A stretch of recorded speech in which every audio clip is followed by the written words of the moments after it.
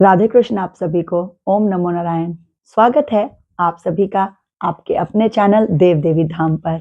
मैं रूबी शर्मा फिर से लेकर आई हूँ आप सभी के लिए एक और चर्चा की वीडियो। और आज की हमारी चर्चा का विषय है श्री रामचरितमानस का एक बहुत ही अहम चरित्र, जिनका नाम है काकभूषुंडी जी। काकभूषुंडी जी को एक राम भक्त के रूप में चित्रित किया गया है श्री रामचरितमानस के अंदर। कहते हैं वो एक बहुत ही विद्वान ऋषि थे, और ऐसा कहा जाता है कि पहले टाइम ट्रेवलर भी बोला जाता है उनको।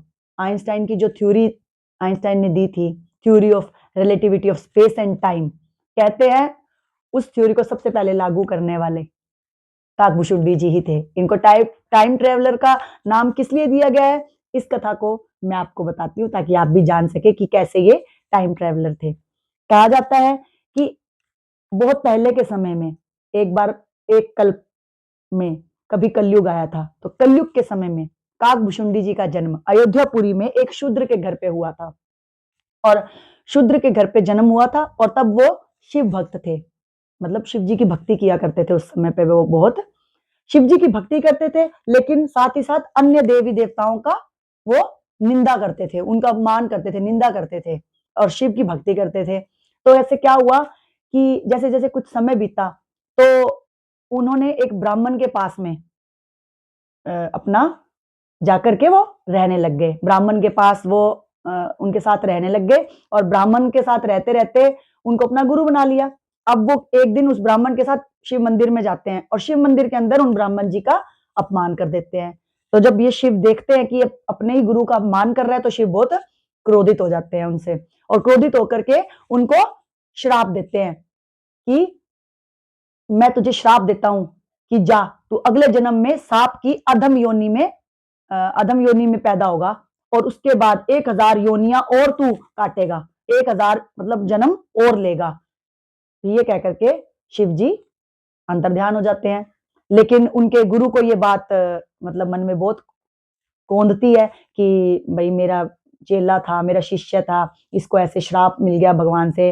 तो वो उसके लिए उस पर तरस खा करके उसके लिए शिव जी के समक्ष स्तुति करते हैं, शिव जी को प्रसन्न करते हैं, और शिव जी को बुलाते हैं, और उसकी जगह वो माफी मांगते हैं उनसे। तो माफी मांग लेते तो शिव जी उन पर प्रसन्न हो जाते हैं। तो फिर शिव जी कहते हैं कि देखो, जो मैंने श्राप दे दिया वो मैं वापस तो ले नहीं सकता, उसका फल तो इसको अवश्य मिलेगा, प्रभाव तो अवश्य होगा। हाँ, लेकिन मैं ये कह सकता हूं कि ये जितने भी जन्म लेगा, ये हजारों जन्म जो लेगा, जो मैंने इसको श्राप दिया, जो ये 1000 जन्म लेगा, उसमें उस सभी जन्मों में इसको जो भी इसने देखा होगा, सुना होगा, वो सब याद रहेगा, यानी कि इसकी स्मरण शक्ति बनी रहेगी। जो सभी जन्मों की बातें थी वो इसको याद रहेंगी। साथ ही साथ ये जन्म और मरण का जो दुख होता है वो इसको सहन नहीं करना पड़ेगा, मतलब इसकी मौत बिल्कुल आराम से होगी, इसको पता ही नहीं चलेगा। ऐसा जब ये चाहेगा तब ये मरेगा, जब ये चाहेगा तब ये मरेगा। तो फिर क्या होता है कि अब उनको ये वरदान मिल जाता है, समझ लो अब ये दोबारा उनको ये वरदान ही मिल जाता है कि भाई वो चले जाएं और ऐसे हो जाएं। तो उनको किसी भी जन्म का दुख नहीं भोगना पड़ता, और सब चीजें उनको याद रहती हैं। और कहते हैं कि शिव जी ने उनको ये भी कहा कि आने वाले समय में ये राम के अनन्य भक्त बनेंगे। राम भक्ति का वरदान भी शिव उनको देते हैं, और इच्छा मृत्यु का भी, कि भाई अपनी इच्छा से ये मृत्यु को प्राप्त होगा, जब भी ये मरना चाहेगा तब मरेगा, और इसको कोई भी चीज दुर्लभ नहीं होगी इसके लिए, मतलब इसको सब कुछ मिलेगा जो ये चाहेगा, मतलब किसी भी चीज में इसको कोई कमी नहीं होगी। तो ये कहकर के शिव जी फिर से अंतर्ध्यान हो जाते हैं। अब क्या होता है, इस तरह उसको हर हर जन्म में याद बनी रहती है। और फिर क्या होता है, जैसे जैसे वो जन्म लेते रहते हैं, तो उनका 1000वां जन्म आता है, यानी कि आखिरी जन्म। अब आखिरी जन्म में वो पैदा होते हैं एक ब्राह्मण के घर में, ब्राह्मण कुल में। अब ब्राह्मण कुल में पैदा होने के बाद क्या होता है कि वो और ज्ञान अर्जन के लिए, और ज्ञान प्राप्ति के लिए लोमश ऋषि के पास जाते हैं, और ज्ञान प्राप्ति के लिए लोमश ऋषि के पास जाते हैं। अब लोमश ऋषि भी एक बहुत ही महान व्यक्ति, महान विद्वान, महान ऋषि बताए गए हैं। कहते हैं लोमश ऋषि, अब जब मैं आपको काकभूषुंडी जी का चरित्र और आगे सुनाऊंगी, तो उससे पहले आपको यह भी जानना बहुत जरूरी है कि लोमश ऋषि जी कौन थे। अब लोमश ऋषि जी कौन थे, कहते हैं बहुत बड़े तपस्वी और विद्वानी थे, और ऐसा कहा जाता है कि उनको ना लोमश ऋषि को लोमश ऋषि नाम इसलिए पड़ा कि उनके शरीर में बहुत सारे रोए थे, जैसे बालों के छोटे छोटे रोए होते हैं ना, तो उनका शरीर बालों के रोए से बहुत ज्यादा भरा हुआ था, तो इसलिए उनका नाम लोमश पड़ा।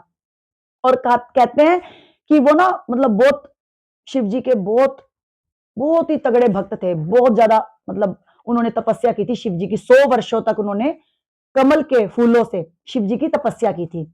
और क्यों की थी? क्योंकि उनको मृत्यु से बहुत ज्यादा भय लगता था, बहुत ज्यादा डरते थे वो मरने से, तो मरने से बचने के लिए उन्होंने शिव जी की तपस्या की 100 वर्षों तक कमल के फूलों से। और जब शिव जी प्रसन्न हुए तो प्रसन्न होकर के उन्होंने उनको बोला कि मांगो वत्स, तुम क्या वरदान मांगना चाहते हो? तो वो बोलते हैं, अब जैसा आपको पता है कि मैंने बताया वो मृत्यु से डरते थे, तो उन्होंने ऑब्वियस है कि यही वरदान मांगा कि मुझे अमरता मिल जाए, मैं अमर रहूं, कभी मरू ही ना। तो शिव जी ने कहा कि नहीं, ये तो मैं नहीं दे सकता, अमरता का वरदान मैं तुम्हें नहीं दे सकता, लेकिन हाँ, तुम्हें अपनी लंबी उम्र का वरदान तुम मुझसे ले सकते हो, मांग सकते हो। तो फिर उन्होंने क्या मतलब एक वो खेली चालाकी कि भाई मैं क्या लंबी उम्र का वरदान मांगता हूं कि जब तक मेरे शरीर पे जितने भी रोए हैं, है ना, जब तक मेरे शरीर पे रोए रहेंगे तब तक मैं नहीं मरूंगा, और मेरा एक रोया एक कल्प के बाद गिरेगा। अब एक कल्प का अर्थ अगर मैं आपको अक्षरों में बताऊं, नंबर्स में बताऊं, तो 432 करोड़, तो 432 करोड़ वर्षों के बाद उनका एक रोया गिरना था। तो वो इतना लंबा जिए थे, आप देखो लोमश ऋषि।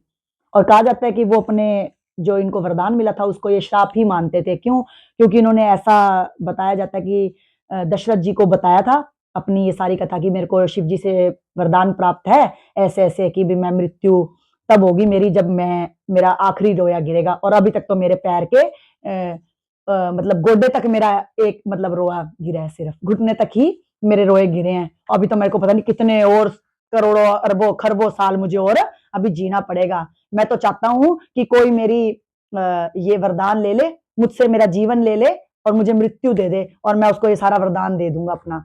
मतलब वो इतने उससे त्रस्त हो गए थे अपने वरदान से। तो अब यही थे लोमश ऋषि। अब इन लोमश ऋषि के पास में इतना ज्ञान था, तो क्या होता था कि उस ज्ञान की वजह से ये सभी को प्रवचन देते थे, कथाएं सुनाते थे। अब कथा जब सुनाते थे तो जैसा कि मैंने आपको बताया था कि काकभूषुंडी जी इनके पास आते हैं ज्ञान प्राप्त करने के लिए। तो क्या होता है कि एक दिन ये प्रवचन कर रहे होते हैं, और प्रवचन करते समय काकभूषुंडी जी बैठे होते हैं। काकभूषुंडी जी बार बार इनके प्रवचन में बाधा डालते हैं, बार बार तर्क वितर्क कर रहे होते हैं, बार बार प्रश्न पूछ रहे होते हैं, कभी कुछ पूछते हैं कभी कुछ पूछते हैं। वो जिस चीज की बात करते हैं उससे उलट ही वो प्रश्न पूछते हैं, तो इससे उनकी प्रवचन के अंदर विघ्न हो रहा था, बाधा डल रही थी।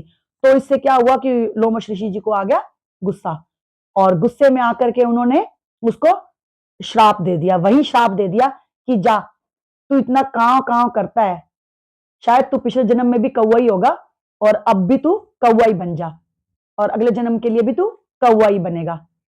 तो जैसे वो इसको ऐसे बोलते हैं कि कौवा बन जा, उसी समय वो कौवे का रूप ले लेते हैं। और कौवे का रूप लेने के बाद क्या होता है, फिर भी वो वहीं बैठ करके उनका प्रवचन सुन रहे होते हैं। जब लोमश ऋषि जी ये बात देखते हैं कि ये इसको मैंने इतना भयंकर श्राप दे दिया, और मेरे श्राप देने के बाद भी ये यहीं बैठा है और मेरे प्रवचन को सुन रहा है, तो उनको ना अपने मन में पछतावा होता है कि मैंने इसको क्यों इतना भयंकर श्राप दे दिया, मुझे नहीं देना चाहिए था। फिर वो जब उससे बात करते हैं काकभूषुंडी जी से कि भाई ऐसा क्या हुआ कि तुझे बिल्कुल भी चिंता नहीं हुई, तू बिल्कुल भी विचलित नहीं हुआ, मेरे इतने भयंकर श्राप देने के बाद भी तुझे बिल्कुल भी आश्चर्य नहीं हुआ, तू बिल्कुल भी टेंशन में नहीं आया। तो वो क्या बोलते हैं कि सब कुछ ईश्वर की इच्छा से होता है, तो मुझे चिंता करने की क्या जरूरत है? क्या पता मेरे कौवा बनने में भी मेरा कुछ अच्छा ही छिपा होगा, और आप जैसे महान तपस्वी अगर मुझे ये श्राप दे रहे हैं तो कुछ सोच समझ के ही दे रहे होंगे। उसकी ये बात सुनकर ऋषि को बहुत ही मन में मतलब बुरा लगता है कि मैंने उसको ये श्राप दे दिया। तो फिर वो क्या करते हैं, अब श्राप तो वापस ले नहीं सकते, लेकिन क्या करते हैं उसको वरदान देते हैं। वरदान में क्या देते हैं कि जा, तू इच्छा मृत्यु ले सकता है, और तुझे राम मंत्र मैं देता हूं, तो क्या हो गया, जैसे ही उनको राम मंत्र मिलता है काकभूषुंडी जी को, राम मंत्र लेते ही उनको लगता है कि ये शरीर मेरा कितना अच्छा है, मैंने पाया है कि जिसमें मुझे जिस शरीर को पाते ही, मैंने जिस रूप को पाते ही मुझे राम मंत्र मिल गया मेरे गुरु से, तो मुझे और क्या चाहिए। तो फिर वो जन्म जन्मों तक उसी शरीर में रहने की मतलब कि रहने रहने लगते हैं, उसी शरीर में रहने लगते हैं कि मतलब उनको वो ही शरीर भा जाता है कि भाई उसमें मुझे राम भक्ति करनी है, तो मैं कौवा के रूप में ही राम भक्ति करूंगा। तो तभी से उनका नाम काकभूषुंडी जी पड़ता है। और ऐसा कहा जाता है कि काकभूषुंडी जी को जैसे कि पहले वरदान मिला था शिव जी से कि उनको हमेशा हर जन्म की याद बनी रहेगी, स्मरण शक्ति रहेगी उनकी, तो उनको सब चीजें फिर याद रहती है। तो इसीलिए उनको काकभूषुंडी के नाम से ही जाना गया और वो सदा ही कौवे के शरीर में ही मतलब रहे, हमेशा से कौवे के शरीर में ही रहे। और ऐसा कहा जाता है कि काकभूषुंडी जी ने वाल्मीकि जी से भी पहले, वाल्मीकि वाल्मीकि जी के रामायण लिखने से भी पहले काकभूषुंडी जी ने जो है राम कथा गरुड़ जी को सुना दी थी।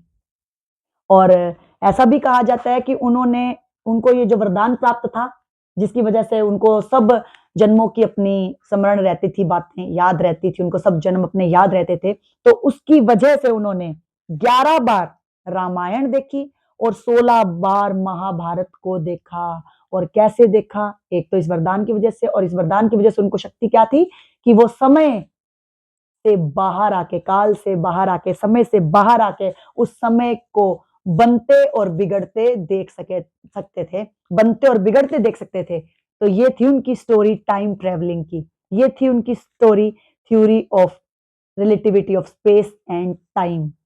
जैसा वो एवेंजर फिल्म है एक हॉलीवुड की, उसमें दिखाया जाता है जैसे जो थ्योरी को टाइम ट्रेवलिंग, तो सच में हमारे ग्रंथों के अंदर बताया गया कि टाइम ट्रेवलिंग भी थी, हमारे सनातन धर्म से ही हर चीज शुरू हुई है। तो काकभूषुंडी जी पहले टाइम ट्रेवलर कहलाए और इसीलिए उनका नाम काकभूषुंडी पड़ा, क्योंकि उनको वो कौवे के रूप में ही हमेशा रहे। तो उन्होंने बहुत जन्म देखे और एक तरह से समझ लो वो अमरता का वरदान ही उनको प्राप्त है, क्योंकि उनको इच्छा मृत्यु का वरदान था कि जब वो चाहेंगे तब वो मरेंगे। उन्होंने चाहा भी नहीं, और ऐसा कहा जाता है कि शायद अब भी वो यहीं इस पृथ्वी पर कहीं ना कहीं वास कर रहे हैं, राम भक्ति कर रहे हैं, क्योंकि वो राम भक्त तो बन ही चुके थे वरदान के बाद। तो इसी के साथ आज की हमारी चर्चा यहीं समाप्त होती है। ऐसी ही और वीडियोस देखने के लिए जुड़े रहें हमारे चैनल देव देवी धाम के साथ। आपका बहुत बहुत धन्यवाद। ओम नमो नारायण, राधे कृष्ण।